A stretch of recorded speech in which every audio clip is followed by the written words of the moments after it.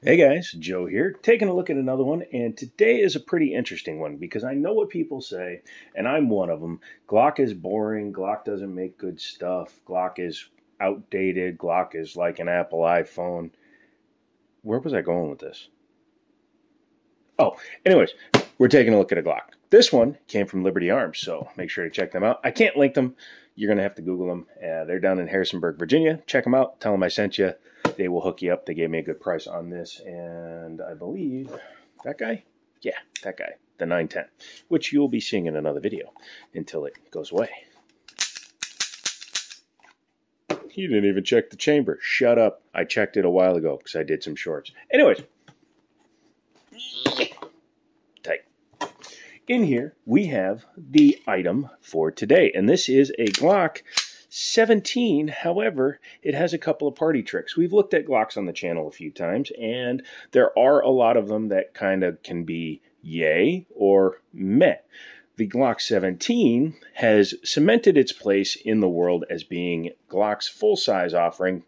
Don't bring up the 34 or the 17L, but this is their full-size gun. You have the 19 for your standard concealed carry size with the 15-round capacity, and then you have the 17 for your 9mm double-stack duty-style firearm. This has sold hundreds of thousands, if not millions, of copies throughout its many generations. This one is easily identifiable as a Gen 3 because it has finger grooves but no back straps. You can always tell a Gen 4 because it still has finger grooves but it has back straps. So this is a Gen 3. Also, doesn't say anything on the slide. This obviously just says 17. I like the Gen 3. They're highly customizable. You can make them perfect. However, Gen 5 does have a leg up a little bit because they are available with ambidextrous slide lock slide releases and front slide serrations. That's easily fixable. Swap out the top, get a different slide, you're good to go. The triggers, Steel City Arsenal. I love Steel City Arsenal. I bought one a long time ago, dropped right in, and the damn thing just worked. So, let's take a, if I say so again, somebody reach through their phone and tickle me. But this one has a 17+1 capacity. So 17 in the mag, 1 in the tube. Then you have a total of 18 rounds on hand in a full-size firearm. To show a little bit of a size comparison, this is my Smith & Wesson M&P 45. Now, the M&P 2.09mm in the full size is the exact same size as this one, and as you can see, dimensionally, very, very similar, minus the threaded barrel, of course. Overall length, overall size, very similar between the two firearms. So, yeah, pretty cool. Created by Gaston the Glocker, and it uses polymer in many places, steel where it's necessary. I've made videos talking about why Glock uses polymer mags, and of course it always starts an internet flame war, pardon me, but I'm not going to be getting into that today. I see the benefit of some polymer guns because this weighs a lot less than, say, well, even this guy, and it has an aluminum frame. 29 ounces, 32 ounces. 3 ounces doesn't sound like a lot, but once you start loading these guys up with rounds, that weight adds up. My 1911s are usually in the 50-round range when they're fully loaded. So yes, these do have a benefit. Now, what makes this particular 17 a little bit different is the fact that it came from Glock with suppressor height sights and a threaded barrel. And the way you can tell that with a Glock is because when you take a look at it, you can see this has a serial number. And oh my God, you should never show your serial number. Shh, shh, shh, shh, shh. Go away. The barrel, the slide, and the frame all match, which means this gun was built by Glock always to be suppressor ready and have night sights. Another benefit to this thing, have suppressor height sights. Another benefit to this being suppressor height sights is metal sights out of the box. Now, it doesn't have a thread protector. I have to go through one of my drawers and see if I actually have one. In fact, hang on a second. Okay, never mind. I take that back. I must have put it on something else. It does have a little bit of a different design to it, so I'm wondering if a standard one would even fit on that.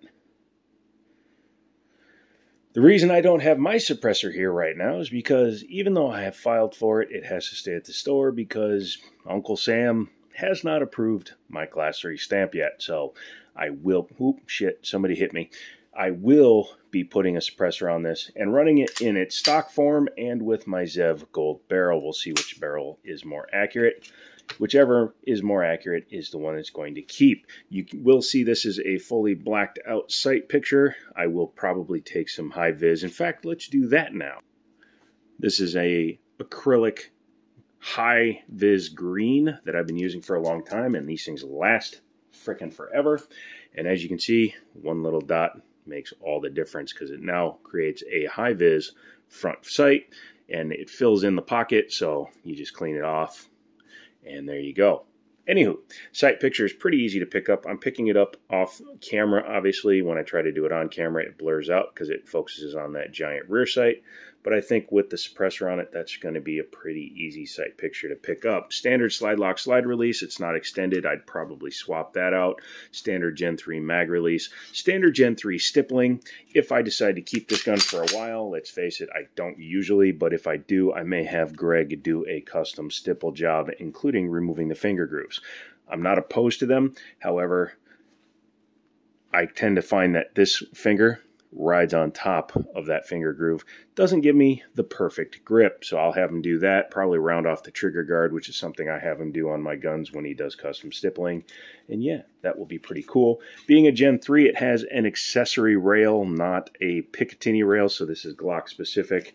You can see right there, there is a difference. These are wider and flatter. These are curved on the edges.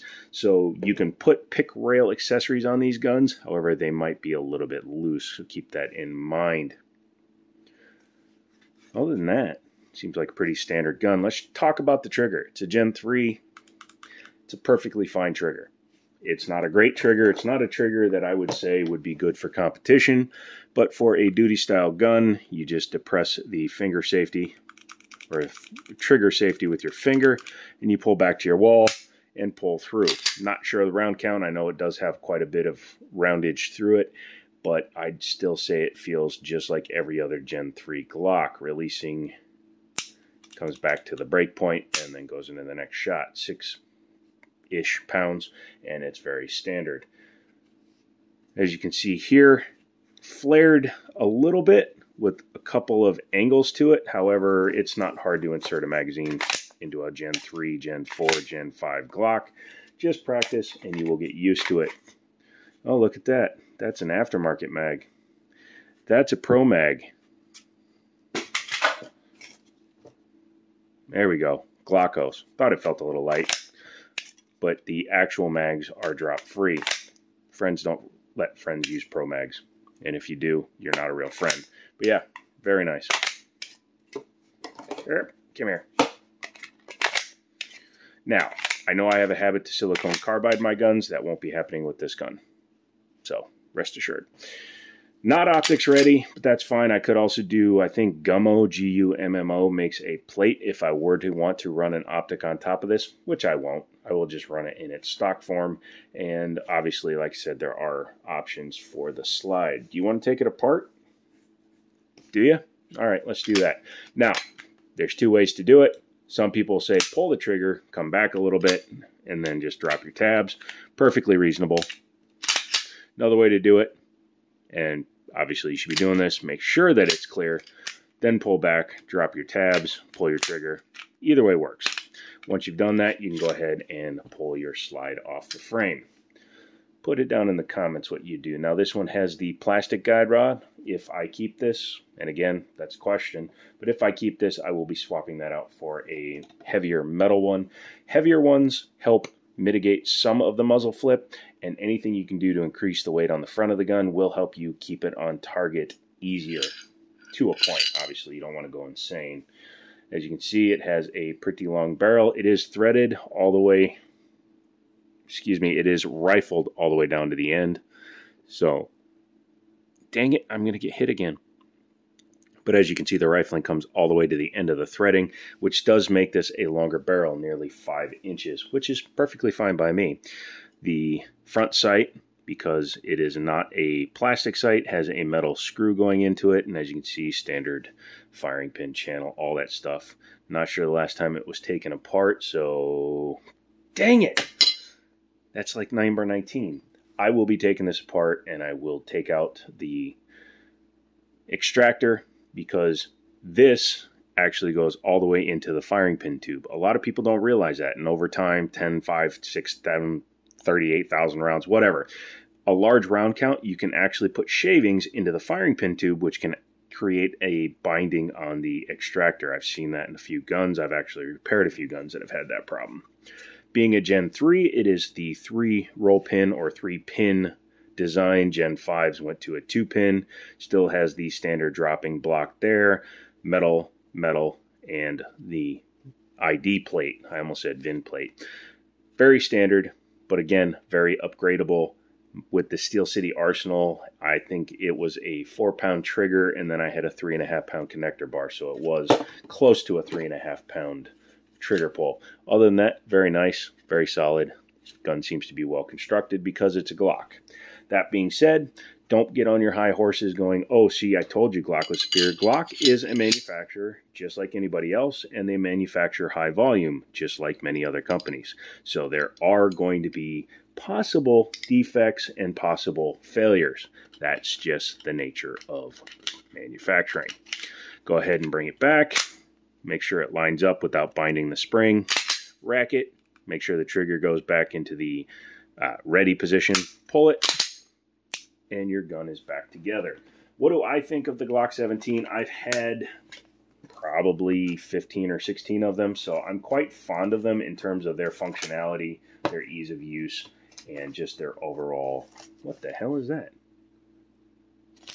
Oh, spent shell. Never mind, sorry. But their overall ease of use. They're boring. That's the biggest thing. They are boring guns. They have no style to them, but they run. So you have to ask yourself at the end of the day, do you want something that has a little bit of flair, some nice cuts, some scallops, angle cuts, things like that? Or do you want something that's just minimalist? You'll have to decide that for yourself. Go to your local gunmonger, put both of these guns, any guns you're thinking about comparing in your hands, test them out for yourself, and tell yourself what you think. You'll have to forgive me, I was just reading this giant sticker that was on it. Come back for another video. I believe the next video will probably be on the 915 and the 469. That will be done as a pair since they are very similar design idioms. And yeah, this is Joe. This has been the Jiminy Show. Come back for another one. And as always, I'll talk to you later. Ryan, hopefully you didn't watch this long.